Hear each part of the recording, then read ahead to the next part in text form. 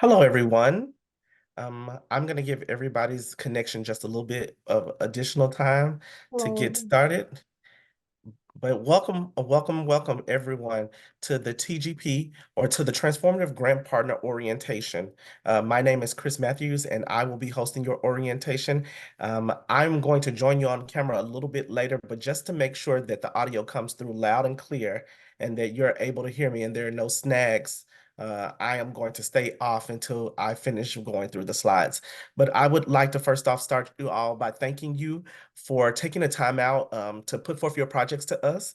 You had some amazing projects, and we were absolutely floored, and we were grateful for moving forward with our time together in our partnership. So let's begin, shall we? All right. Here's our agenda for today.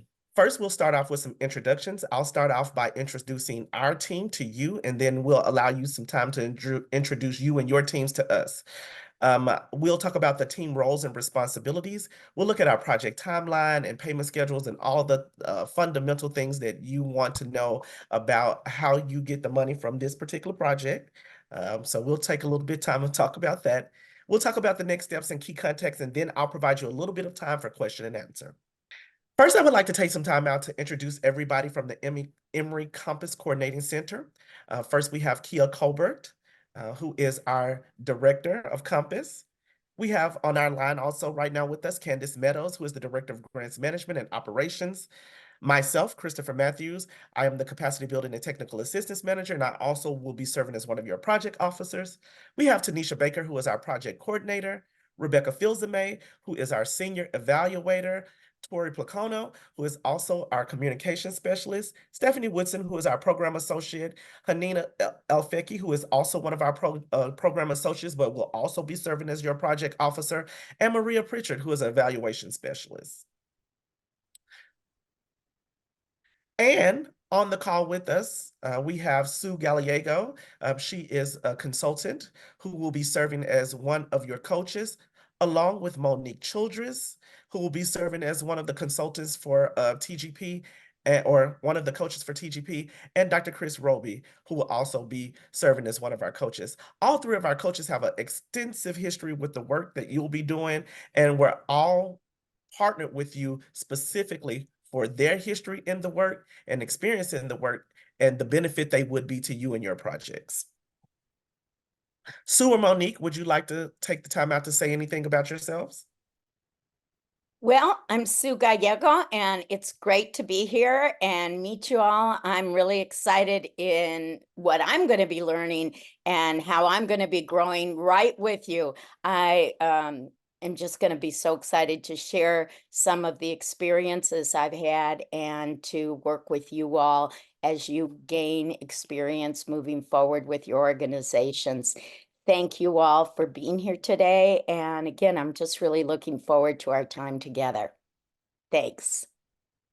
And hi, everyone. I want to echo, excuse me, echo what Susan said. I'm really excited to get to know you all and hear about the projects that you're working on, and hope that I can be of some assistance as one of the coaches. All right. And unfortunately, Dr. Roby isn't on the call with us right now. I want to take a little bit of time out to learn who you are in each of your organizations. So if you would you have the lead from each of your organizations provide us with the names of the partners who are on the call, the name of your organization, where you're located, and tell us a little bit about your project, the short version. Who would like to go first? I can go ahead and go if you like. My name's Josh Ellard, and I'm the executive director of Okra, and I have my executive assistant Morgan Farrington here with me.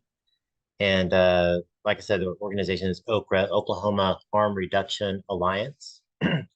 And basically, our project is an education initiative. We want to get out there and educate people about sexual wellness and harm reduction kind of at the same time, because so many of those social determinants of health overlap in those areas. So we think it's best to tackle them both at the same time. And we have a pretty good feeling that we're going to be successful with that. I'll go next. Good afternoon, everyone. My name is Jamel Ware. I work at Thrive SS. I am the director of programs, but at the time that I applied for this grant, I was the project manager for the program. Project Innovates is a program that works with aspiring entrepreneurs, aspiring Black queer entrepreneurs, 18 to mid 30s. And what we applied for the grant for, and what we're excited to do, is work with our graduates.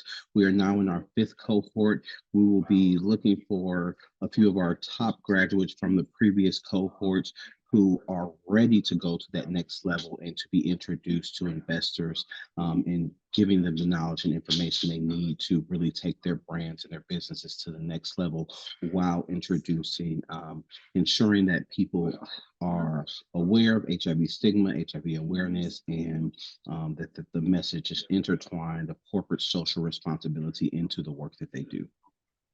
Hi, I'm Zundra Batiste Sutton. I have on the call with me Gwendolyn, Dallas, David, Brennis. If I miss somebody, y'all just wave your hand. We're from Cry Out Teen Organization. We are located in the Jackson area, but this is our 20th year in operation. We're 13 states wide across the nation, and this program, of course, is going across the South. And as simply put as I can to tell you about our project is, when my son graduated from Millsaps this past Saturday, or Saturday before last. So in his freshman year of high school, we started something called the HBCU Tour Man Up Project. And so we went across the nation doing, sexual health. What we found is every year we were going back to the same places, doing the same routine. And so we came up with something called pods. And what that is points of dispense. So instead of going back to the same places, we decide to implement like our pods, which is not an actual like dispensary, but what it is making people have the information and they can give out the information without us having to come back there. So we were actually putting something into play when we're not there. Because we were going I'm just gonna say USM. We were going to USM like 5 times a year. And so we're just turning our wheels. We're getting good information and everything like that, but it made us be able to travel and do a little bit more and to touch a lot more people. So we're excited to kind of expand our project, and we're glad to be here. Thank you for having us. Hi, Gloria. everyone. Hi, everyone. My name is Gloria Delgadillo. Pronouns are they, them. I am the co-director of Colibri Academy for Language Justice and HIV. When we are under the Tilde Education Fund organization, which is an organization that focuses on language justice initiative, whether that be training new folks into being interpreters for their own communities, or also training organizations to build an infrastructure around language justice. I'm located in Brooklyn with my co-director, Allison Corbett, who might be here a little later. Unfortunately, she had an event that she had to go this morning. And then 2 of our other folks are located in Durham, North Carolina. Our organization, or our project overview specifically for this year, is that this is going to be our 3rd year that we've kind of convened HIV leaders in the community and people who do any kind of work around HIV, specifically who are interested in building more multilingual communities into their, whether that be organization, membership, etc.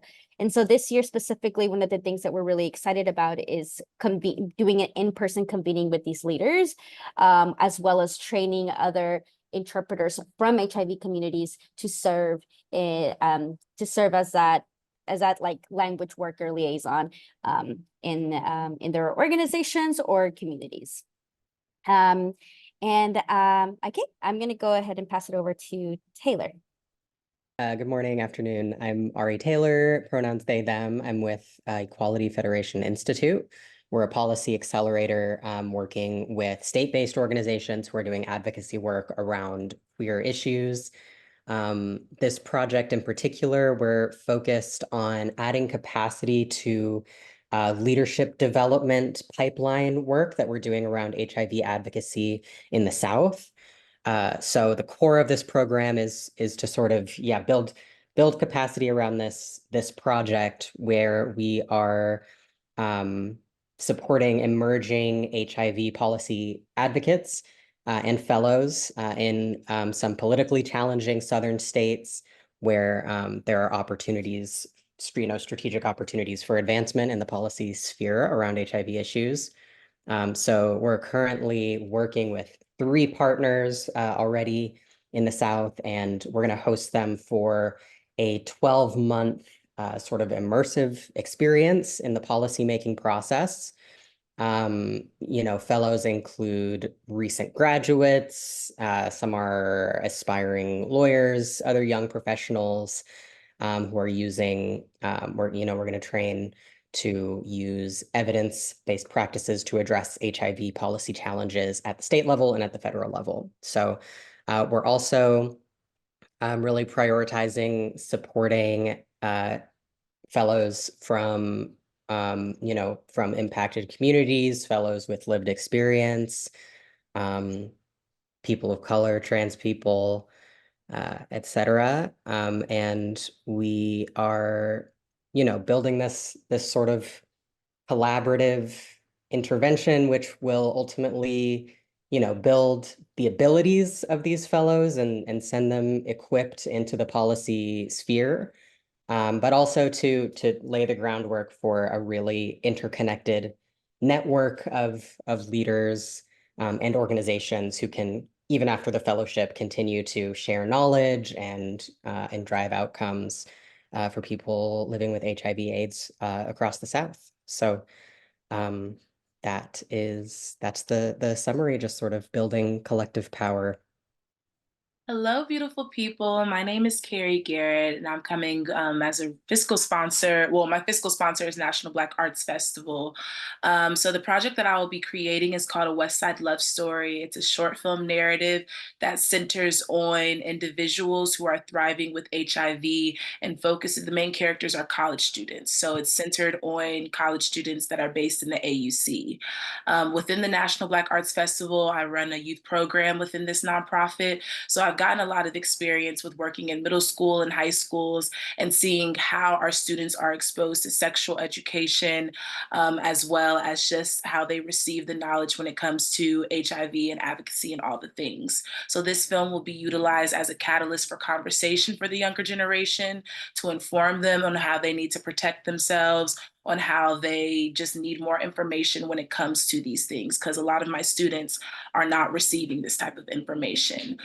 So along with creating this film, we also have a plan for distribution for where we'll be having a community screening within Atlanta as well as on a college campus. And within those screenings, we'll have a panel discussion for people who are at the intersection of arts and advocacy. And we'll also be giving out free HIV, STD testing as well, tests as well. And just a slight plug, we were a recipient of the Southern Solidarity Grant. So we have an upcoming exhibition at the High Museum this Sunday, where we'll be premiering the photos that were in partnership with Thrive SS, a photojournalism residency we did this past spring. So we were able to capture portraits of individuals thriving with HIV, and that again will be presented this Sunday at the High Museum. I'll drop the RSVP link within the chat. If you're free to come out or free to see the exhibition, the full exhibition will be up until June 30th, but we have a special reception again this Sunday. And that's all for me. Thank you. Hey y'all, let me put my hand down. I'm Mandisa Moore O'Neill, and my pronouns are she, her, hers. And I have the honor of leading actually a national organization of the Center for HIV Law and Policy. So I'm based in New Orleans. I live in New Orleans. I'm from New Orleans. And that's true of a lot of the folks who work at CHLP.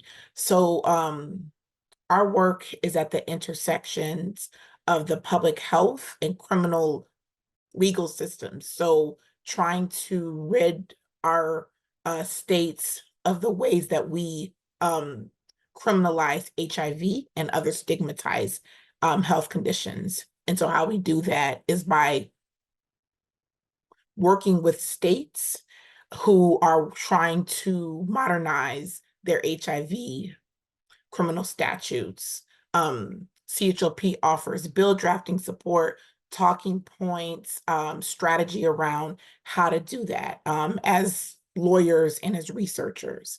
And our project is to expand and be more intentional about how we're doing that work in this region. I think historically and currently, folks think of national organizations as New York based or Washington, DC based. And so what does it mean being a national organization with the ED based in the South? How does that change our lens? How does that change our strategy? How do we actualize that? And so this funding is a way for us to put more time and attention as to how we shift our strategy in ways that center the South in every aspect of the work. Hi, everybody. Jean Hernandez here, pronounced she, hers, ella. I'm in Birmingham, Alabama. We work for AIDS Alabama, and we are a program that is called El Centro de Acceso para Latinos de Alabama, or Alabama Latino Access Center. And our project is very ambitious. We are doing now the tax exempt to become the first center for Latinx living with HIV, and LGBTQ, Latinx, and immigrant center in Alabama. It will be the only one at this kind. And honestly, this is a lot of work. When I saw that Emory put mentoring, I immediately say, yes, that's what I need. These people get it. There's a lot of things, you can say, I want to change the world, but there's a lot of things that policy and procedures and a community advisory board and put it a center together and get the funding and get, we are only 4 doing a statewide. It's time to get help and get mentoring for other people in the community that have going through that, and they can really get us. There are also from the South, they have done this before with other organizations, and I'm looking forward that we can say maybe at the end of this that at least we started our center. So I'm very excited to be here and honor and meet and hear all those beautiful initiatives. Hi, everyone. My name is Shakita Jones. I'm the founder and executive director of Central Alabama Alliance Resource and Advocacy Center. We have 2 locations, one in Montgomery and one in Wetumpka, Alabama. And our project is called Girls Night Out Reloaded. We were first funded by the Alabama Department of Public Health to work with Black college-age women on sexual behavior health. It was a very successful program. And so we're stepping back to reevaluate and reassess the program and try to look at expanding it to other colleges. We mostly partner with the local HBCU, but other universities have requested us to come, but we just didn't have the capacity. So this funding is going to allow us to take that time to revamp the program and see how we can expand to other universities in the city and well, in the area, maybe across the state, because we do have numerous HBCUs here.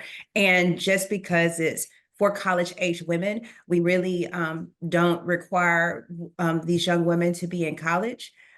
So one of the success stories we had is that when we found that they did intermingle, there were some young girls women who did drop out and decided they wanted to go back to college because they were around these other women or pursue other opportunities. So I'm looking forward to expanding this program and reaching who we can in the state. Hello, I'm Rochelle Washington. I am the Senior Program Manager for the Norma Anomaly Initiative here in Houston, Texas. We are a LGBTQIA nonprofit organization that centers our men with HIV. We do HIV advocacy. We make sure that we do trans advocacy. We have many direct programs with healthcare navigation and do make sure that those who are out here having sexual intercourse, know their status. So we do a lot of testing. We also make sure that we give back to our community as far as we have a program, Project Liberate, which I was a part of. And Project Liberate uplifts the community in giving them ways to expand their business and also to explore a business if they want to partner with someone or things of that. We also have programs that look into community of getting our community, our LGBTQIA family jobs. And the program that we are going back to is our transportation project. This project ensures that everyone who comes to us who has a job interview or who's out there needing to go look for jobs have transportation to and from those particular places. So we are looking forward to doing this project again, and we are looking forward to all the ways that we can partner with even some of you and the things that we do for our company. Thank you. Okay. Thank you so much, Rochelle. Valeria, tell us what's going on in North Carolina. Hello, hello, hello. I go by Valeria, Valerie, just, pretty much whatever people call me. Because I'm going to make you a Valerie before I play a song. No, you are, and it's okay, and I love you for it. I'm on the call today with our Associate Director, Matt Martin, and our, I think our finance manager is on the call, Miriam. She was double booked, so she may be waiting for the recording. Anyway, I am the Executive Director for North Carolina AIDS Action Network, located I'm in Kannapolis, North Carolina. Matt is in Raleigh. Miriam is in Durham. We're across the state. And we are pretty much the exclusive 501c3 HIV and AIDS policy and advocacy organization. What we do is work with people who are, work to improve the lives of people who are living with HIV in North Carolina. That involves us working to help to expand Medicaid, Good Samaritan law, many of those different things. You'll always see NCAN at the forefront to try to make sure that we're making a difference. And what we noticed is that here in North Carolina, the rates that we have here, which are like 1,500 people in North Carolina getting diagnosed with HIV every year. And as many have said on this call before, that's always disproportionately affected Black and African Americans, as well as Hispanic and Latinx. We started to see those same rates in our sister state, which is South Carolina. So after being asked by several organizations there to kind of start looking at some of the things that we're doing here in North Carolina and trying to propose to bring those in South Carolina, we wrote for a grant to start information gathering in South Carolina and really trying to make sure that we are getting the voice of the people that are in South Carolina. Our project is called the GROW Project, and GROW stands for Growing Representation the Organizing Way, so that we're always making sure that we're keeping advocacy and policy in the front of what we're doing. So we'll start with planting seeds. Yeah, I know it's a whole thing around GROW. So planting seeds, and we'll build relationships and make sure we're getting an understanding of people that are there in South Carolina. There's nothing worse than an organization say, kind of come to town and look like they're taking over. And so that's definitely something that we don't want to do. We want to make sure that we're empowering our advocates who are there, helping them to sharpen their skills and their knowledge. And then we'll start to develop a community-driven policy agenda, something that is coming from the community and what they need there. Because what we need here in North Carolina may not be what they need there in South Carolina. And from that, we will definitely start to mobilize and make sure all the voices are heard. We have our HIV on Jones Speak event coming up on June 11th here in Raleigh, North Carolina, where we mobilize groups of people to come out and talk to their legislators. We'll do the same for South Carolina, and it'll be HIV on Gervais Street, where we'll make sure that the advocates that we've mobilized will come together. And then hopefully will be a unified Carolina system where people are able to live and make sure that their voices are being heard. And we just like to thank you all for funding our project. Hi, this is Nancy and Brandon. The name of our organization is the Mental and Emotional Resource Center. We provide mental health services. We have a Ryan White grant for working with people with HIV. We're in Memphis, Tennessee, and our project is an organizational development one in that we've asked for funding to build a stronger board that can provide the kind of stability that we need to plan and move into the future and make ourselves financially stable, so that we can continue to assist the folks in our community. All right, thank you.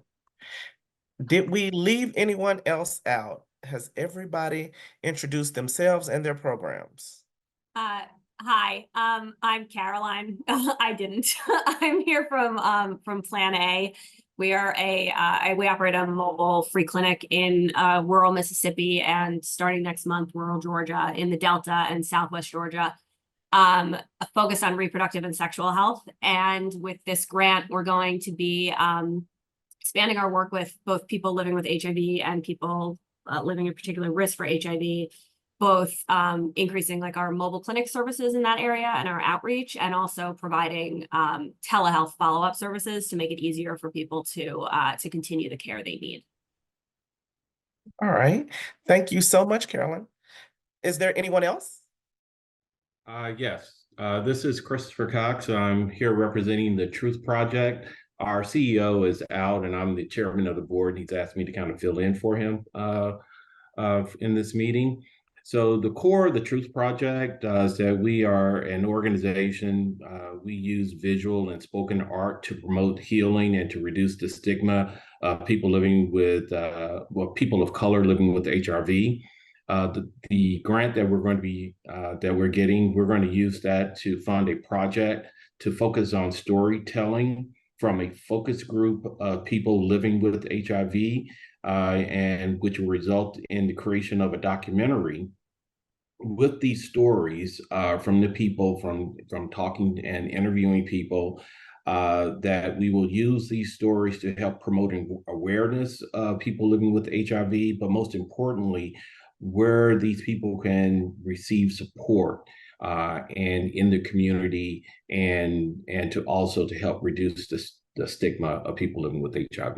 That's it. All right, thank you so much, Chris. Let's talk about team roles and responsibilities, shall we? Here is a map of your Emory team or your TGP Emory teams. We have our coaches, Monique, Chris, and Sue. We have our project officers, me and Haneen. We have communication specialists and our evaluator, Rebecca Filzame, all providing you with support.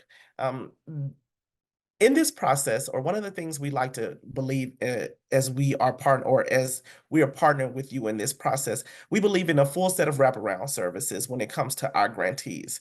So we rarely ever start a project with a grantee where we don't provide them with some ongoing support and coaching, so that even the things that they may not know about the projects that they are having, they have the ability to access the knowledge of the coaches that we've provided them, and that those coaches also provide them with a litany of resources that they may have, because most of the time we've picked coaches for this particular project that already have had similar projects or who have worked on similar projects before. So they have done these things a multitude of times.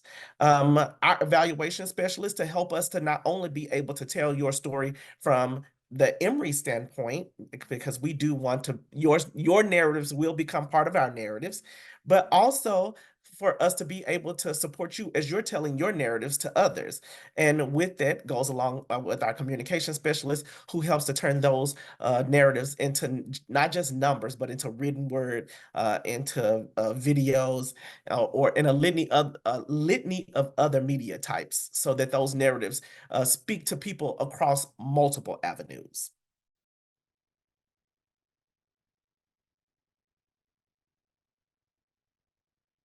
And here are our roles. Me and Haneen, your project officers, our job is to oversee the implementation of your project budgets and your work plans, to approve any modifications that you may have, to be your primary contact for all things administrative and any financial questions should you have them.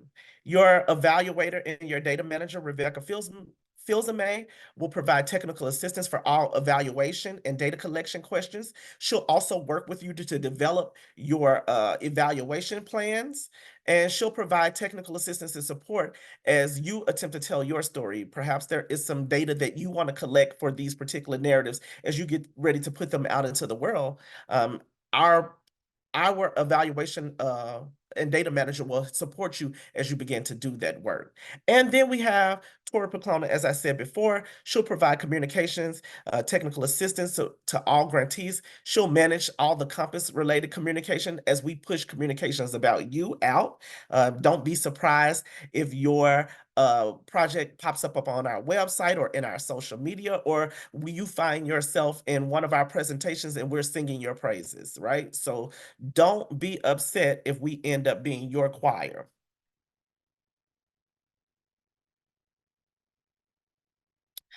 Our overarching responsibilities are also to included in those we've already mentioned is to hold bi-monthly touch point calls with you as partners. We'll be checking in with you every other month. We'll hold monthly calls with the coaches just to check in to see how it's going from their standpoint, to make sure that you are on track to meet your goals. And should you find that you're off track to meet your goals, we'll sit down and we'll discuss the best paths forward. We'll provide resources to partners and coaches as needed. So just in case there is something that you need for your project that you may not have and we have access to it, we'll be there to provide you that resource.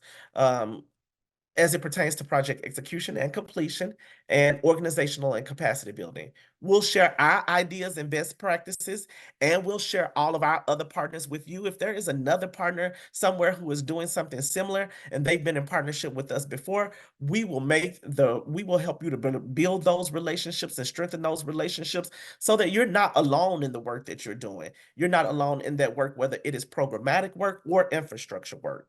We'll troubleshoot any problems between partners and coaches, and we'll make sure that you meet contract compliance. Oh, and we'll make sure that your money comes on time. We hope. The coach's role are to serve as a guide, not to do your projects for you or tell you what to do in your projects, but to help you facilitate those projects and to make sure that whatever nuance that you find in those projects that you may have missed or not paid attention to, that they support you in filtering out or really vetting out those nuances. You'll exchange ideas and best practices with the TGP coaches and with you, our TGP grant recipients. They'll provide you with feedback and best practices for successful implementation. They'll provide instruction and resources to increase your own knowledge and your organizational capacity around the work that you're doing. And they'll share your progress, your successes, and your challenges with us, the project officers. What they will not do is implement your work on your behalf. I'm going to repeat that just one more time, just as a point of clarity. They will not implement your work on your behalf. That is going to be the responsibility of the TGP recipients. And you'd be surprised, we have ran into that problem before. And they should not provide services to you outside of the approved scope of work.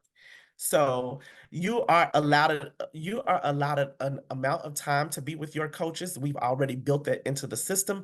And so they don't even have the time capacity based on the amount of contract we have with them to go outside of the scope of work that we've provided with them. Should you decide that you want any of our TGP coaches or consultants to provide you with some additional work and you have the funding for it, then we can have a conversation about that at that particular time.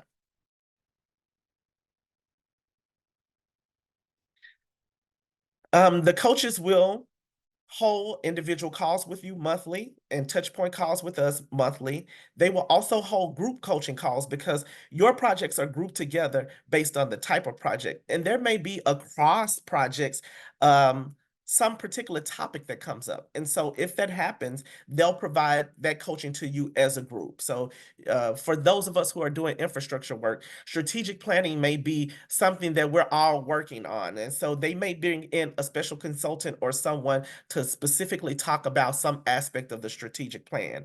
Or those of you who are doing projects in the art or film, we may find that there is a special need for some sort of conversation around a particular type of editing, and they will bring in some additional conversation about that particular work. So it is based on which cohort you find yourself in.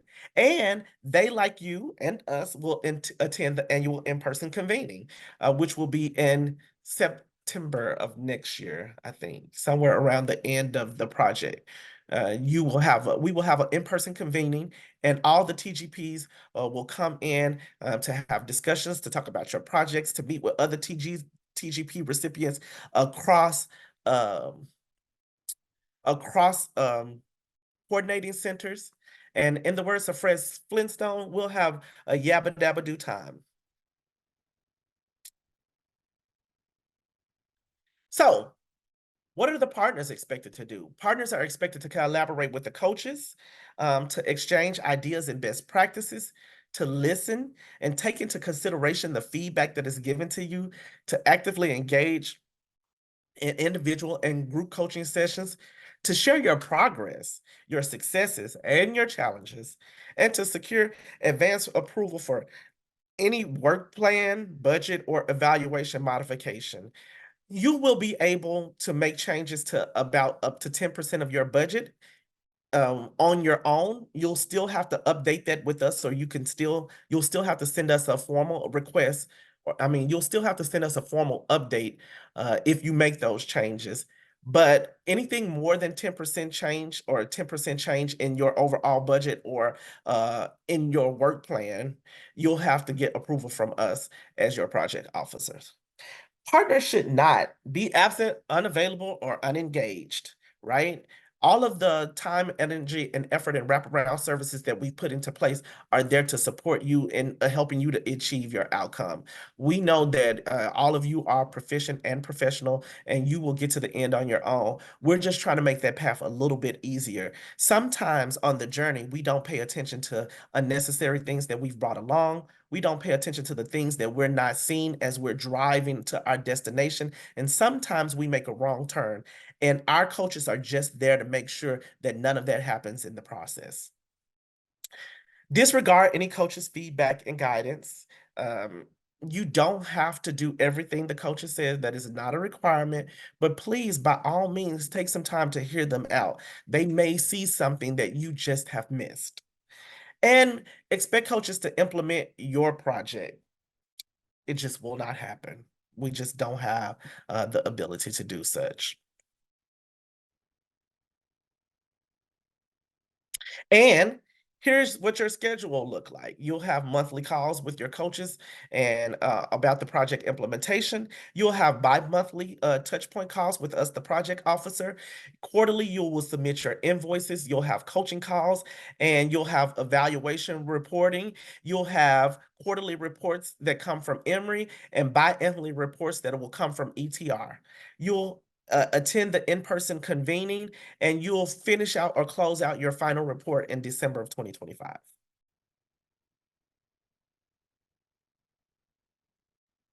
Should you find that you have partnerships with external consultants, usually we have the ability to request approval. And these are the things that we're searching for, or these are the things we want you to consider as you are in partnership with your external consultants. Do your research. Make sure that you have the history of work before you enter into a contract with your external consultants. Clearly define your scope of work and key milestones before you ever pay them 1 cent. Fully execute an agreement. And if you don't have the setup for an agreement at your particular organization or agency, and you need us to support you, we have a litany of agreements on hand to use as templates. Establish a balanced relationship. Let those payments exist after a milestone has been reached. Don't front load all of your funding to your consultant. ensure deliverables are being met on time, ask questions, and provide feedback. And be honest with the consultant. If something is happening and you're not getting the work that you need from the consultant in the amount of time that they have agreed to, that's why we ask that when you have a scope of work with your consultant, it also includes a very well vetted out timeline. And if you need us to support you in the development of that, just let us know. But pay only upon completion of key milestones as outlined in your contractual agreement. Just some things to think about. Now let's talk about our timeline together, our project timeline, what cohorts you're in, and as you're all waiting for, how do you get to the money, right? So let's look at your TGP cohorts for 2024.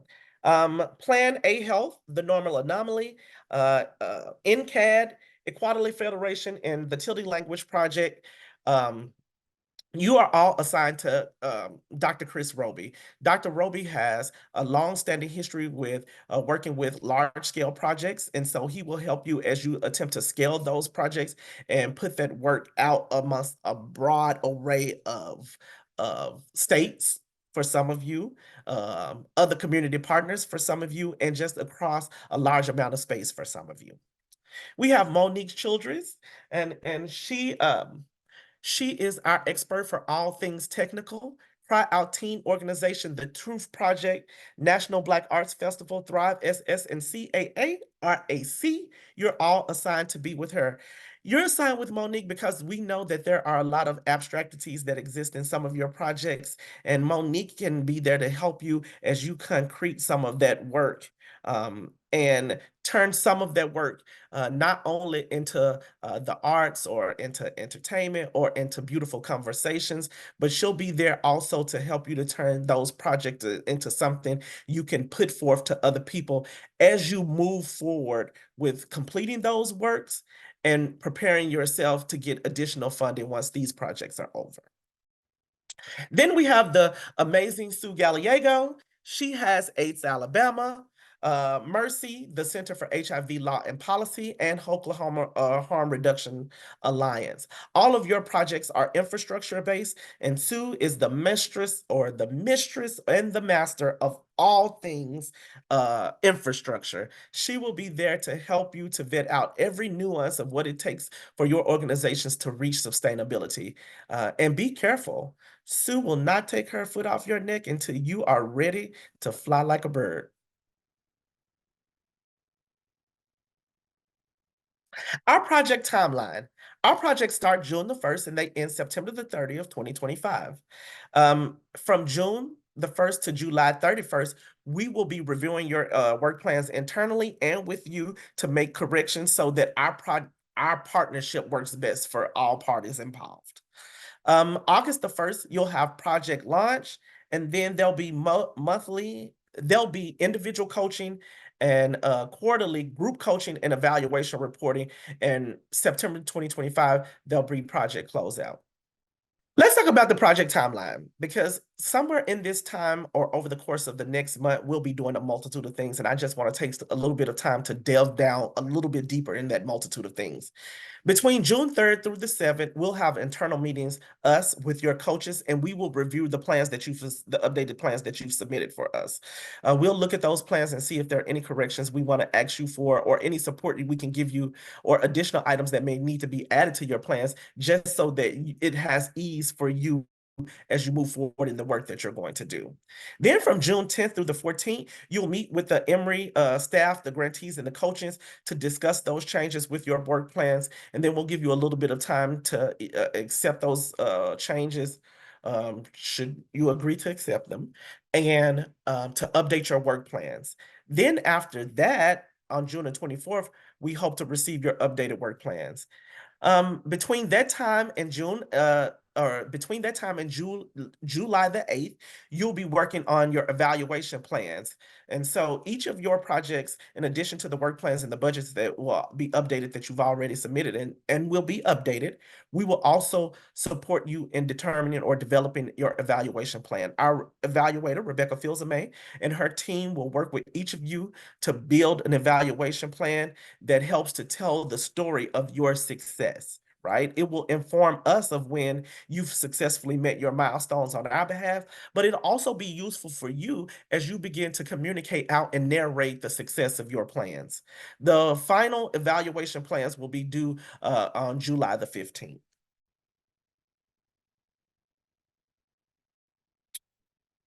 Let's talk about getting to the money. Somebody cue the music. Oh, never mind. That's just in my head. Payments will be made in 3 installments. Your first payment will be 45% and it'll be dispersed somewhere in September. You'll get a second payment of 45% and it will be dispersed January of 2025. And then finally, you'll get a third payment and that payment will be dispersed. It will be 10% of your overall budget or your overall allocated and awarded amount, and you'll get it July 2025. For those of you who are working with external consultants, you may want to make them aware of how those payments are coming out. I don't know if all of you may have the availability to front load some of those payments for some of your external consultants if you need be, but I would keep in mind this payment schedule just so you are aware of when it is that we're expecting not only your invoices, because we are expect invoices right before we'll expect invoices along the way and before you receive payment. And also at some of these checkpoints, like at during the quarterly reports and during the biannual reports, we'll also expect budget reports. So updates to where you are in your budget and in your spending. You'll be able to drop those payments in the bit.ly link that is included in this slide deck. We'll send it out to you again at some time just in case, okay? Because if first you didn't get it, we'll send again.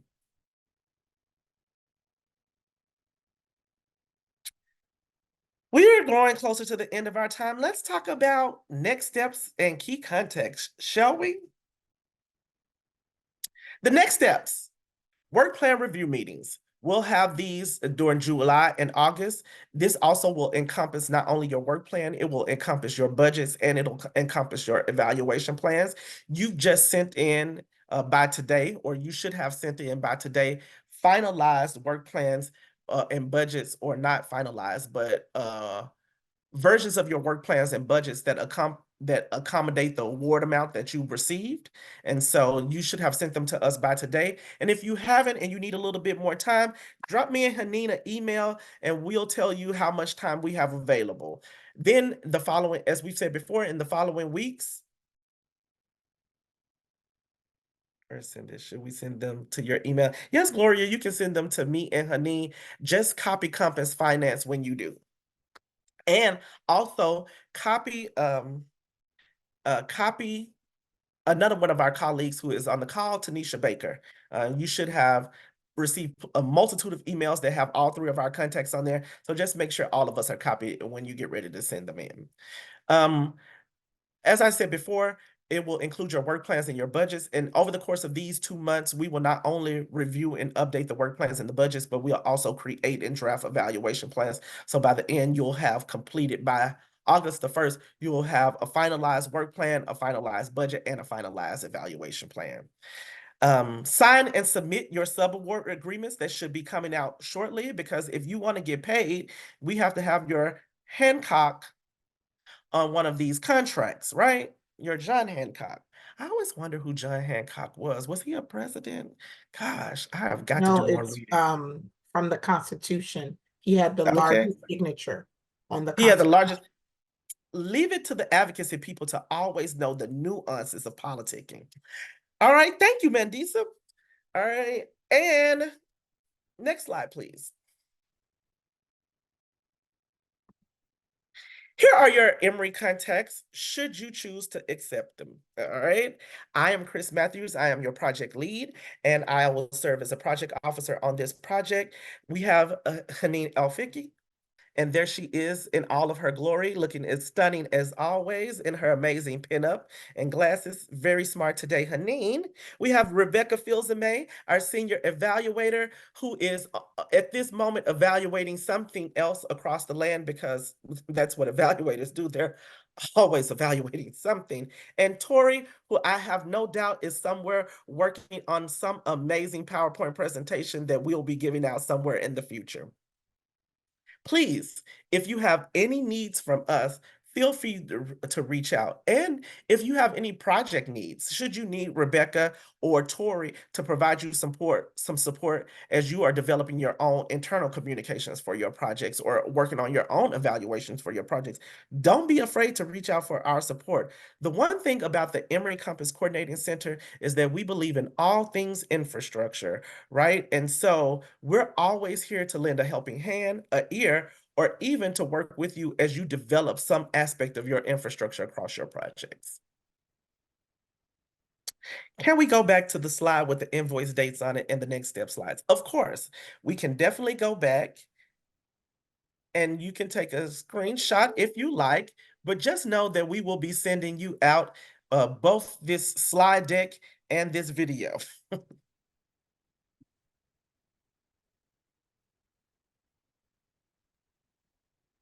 It was this slide, I believe. Yes, it's this one.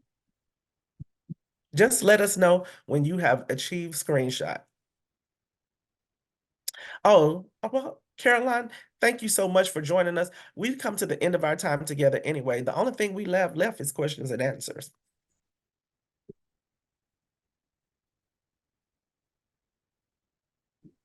Oh, Hey, go Krista, back. can you hear me? Yes, go ahead. I'm just wondering, we need to add a new contact to the Thrive SS list, and I'm wondering how we go about doing that. Just send it to us and just send it to me and Haneen. Okay, thank you. All right, in an email. Haneen, go back one slide. Also, here's the contact information for your coaches based on your assignments. If you need to take a moment to snapshot this particular screen, we'll give you another second. And at this time, we will open the floor for questions and answers. I am going to have Haneen stop the screen. Hello, everyone. Okay. Gloria, go ahead. And then Zandra, how can I help? Thank you. Thank you so much, all of you, and for your energy, Christopher. This is great and very informative. My question is also about the budget.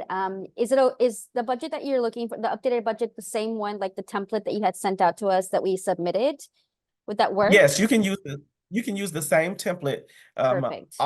All we're asking is for your vision of how you plan to reallocate the work that you said that you were originally going to do based on the award amounts that you have, right? And it may, as I said before, we'll take a little time to review your projects over again with our coaches, because it may be that you decided to take something out that we really think you should keep in, as opposed to you may have something that we really think, oh, you may not want to use your funding from us specifically for this, so consider something else. Awesome. Thank you so much. It rarely ever happens that way, but it's just the process. Well, thank you. You're more than welcome. It's a pleasure. Zandra. Yes, simple question. The in-person is supposed to be in September, correct? We're hoping, or it may be Okay. early or later. So one of the things I was gonna say is if the first distribution, like of the payment, is gonna happen in September, would it make sense for us to pay for our own travel and do that Oh, early? no, September of next year. 2025. Yes. Oh, that makes a lot of sense. Okay, thank Yes. you. Yes, Thank you. September. Look at questions. Yes. All right, Mandisa. Hey, so this is CHLP's first time, like as far as receiving like this sort of detailed funding, like that has quarterly invoices and reporting and all of that. So I'm super new to this process. I'm excited to like learn. And Okay. I forgot who are, oh, Susan, I'm excited to work with you. And the question I have is, so I understand that we are to submit an updated budget and an updated work plan, but over the next 2 months, each of the, oh, thank you, I can too. Each of the, my understanding is folks are going to work with us to finalize of the work plan. So it's just me trying to understand, like, what is the purpose of essentially doing 3 work plans? Like, one is the one that we had originally turned in, and the one that we are modifying for today, and then it'll be modified again over the next 2 months. The first work plan that you submitted were your projections for what you had based on, and most of the people projected that they would all get $100,000, and that's not always the case, right? So we may have decided to fund you at a lower amount, or we may have decided to fund you at the $100,000 amount. So to execute your scope or to execute your award agreement, we have to have work plans from you that fit the actual amount that we're contracting with you for, right? And so we just ask that you adjust them to fit your awards. The finalized work plan, the final work plans and budgets are there because as we go through your, let's say your project focuses on sustainability, there may be something that you left out in conversation, or maybe something that's not in your particular plan, because most of the times we are funding a more emerging orgs. So there may be a lot of emerging orgs on the call. And so there may be something you have just not thought about. And so sometimes people have went back and created their work plans, and they've allocated they have been awarded $75,000, and of those $75,000, $60,000 is allocated to $60,000 is allocated to payroll. Well, that just is impossible, right? And so we work with you to make sure that your work plans are in line with the actual scope of work that we will be in agreement with you for, right? And there, again, there may be nuance that you left out. For some of our projects, there are things that quite a few things have been left out for some of the projects we've received in the past. Like people who had marketing campaigns, but they didn't list any conversations about social media. And we haven't had time to have individual conversations with you to see, hey, are you getting this additional funding for this particular thing from somewhere else?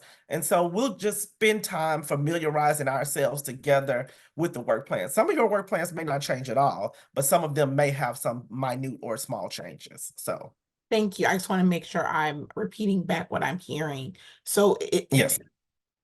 Thank you for this. Like, it won't be a heavy purpose of doing this one that's due on today is almost like a pre-survey, like to make sure that we like to kind of gauge where we are in our understanding. Yeah, it's just there so we can it's there so we can get your scope of award out, and that your because we have a lot of things to go through with our own finance team, external from our department, and with our own legal. And so those budgets just have to match up. And so in a best case scenario, we would have just wiped that one off the board. And this is a moment of full transparency. We would have not asked you for that. We would have just taken the month to correct but what that would do is push back your payments. And we don't want to do that. So think of that one as just a preliminary checkbox so that we can get your payments initiated. Does that make sense? And to your point around the dates, yes, you will have invoices just so we can track your payments, but you also will have quarterly reports that happen over the course of the quarter. Like your first will be due in October, and it will go from June, July, August. So it'll be a quarter, and then right after that quarter, a report will be due. You'll have quarterly reports that are due from us, and then you'll have biannual reports that are due to ETR, but they're all the same report. They're going to look the same, but ETR has just moved away from doing quarterly reports, and Emory still likes a quarterly report. We still just like to be a little bit careful and make sure things are moving in the right direction. So the reports will be the same. You'll just get them quarterly, and they may just be due to different people, right? And we'll make sure that you're aware of them, because we'll always send out reminders that your reports are due. And when we get them in, or don't get them in, we'll also send out some reminders. So I hope that was helpful. All right, Shakita. Yeah, I do that all the time, Shakita. I just go right along with the conversation, and I'll I'm be right sorry. on. I'm sorry. I'm sorry. Don't, Shakita, I'm the master of having a full conversation on mute. But I'm a little bit more efficient than that. I'm sorry. It's just in a bad week. But anyway, thank you for that. And maybe this can help Mandisa too, because as I was looking, this call was very helpful for me, because some of the things that I have written into my budget, you are allowing that for. So that is some of the stuff that I can take out of my budget and my work plan, because you already provided the resource. So what I do want to ask is, can you remind us, or can you guys send us about anything about the allowable expenses again? And like, Yeah. Is there a certain percentage we can use for personnel or things like that? Because me and my staff, since we are not running another project, this is what we're doing. So I just need to know if there's anything that we can have about that, or can you offer me any feedback on that? Shakita, can you repeat that one more time? My apologies. I don't know if it was my internet that got a little bit unstable, or if it was your internet that got a little bit unstable. I'm hoping mine didn't, because I just got this installed. So you got okay. And I can't afford that good. I'm just so what part do I need to repeat? You were asking about, can we send what is an allowable expense? Absolutely, we can send back to you what expenses are allowable. And then that's, I think, was the last thing I got from you. My question was the personnel cost. Like, is there a percentage of time that personnel that we can allocate for personnel? Because with my staff, this is pretty much what we're working on. So is there there a high number, low number, or whatever? We typically don't allow you to have personnel cost over 50% of your project. Like, that is just our norm. Like, you can't allocate like 75% of your time to your particular project. So we often work with you and the coaches to base that on the amount of work that each person is doing. So there may be some exceptions, but for you to have that level of exception, we really have to sit down in your meeting and talk about why that exception needs to exist. So it's rare that we will allow people to allocate more than 50% of their employment time to the particular project.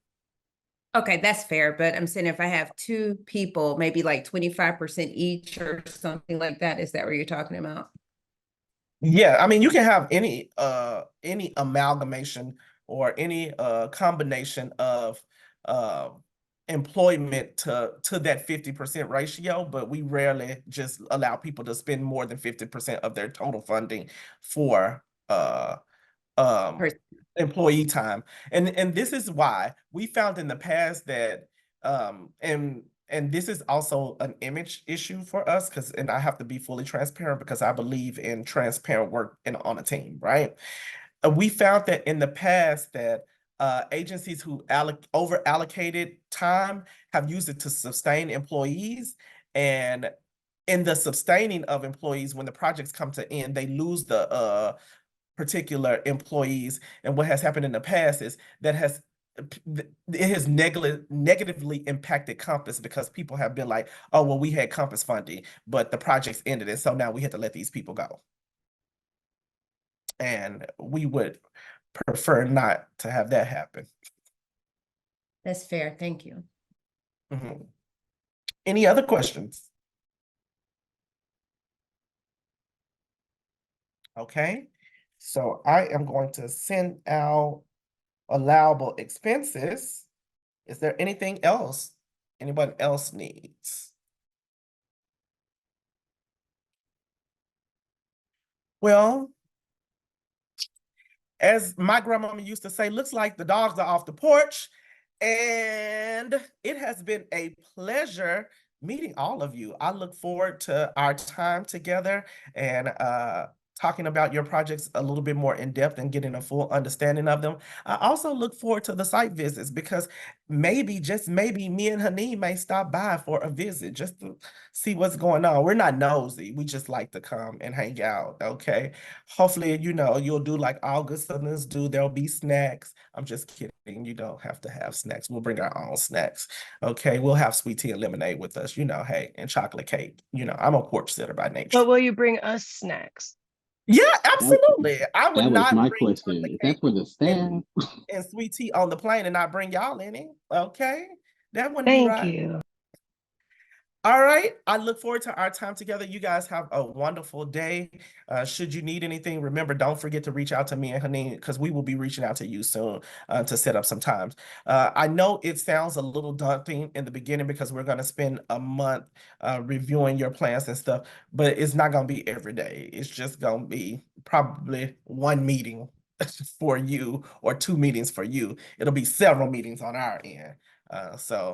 But I look forward to our time together. Y'all have a wonderful afternoon. And as my best friend says, now keep it cute. Bye. Thank you, everyone. Great meeting you. Thank you all so much.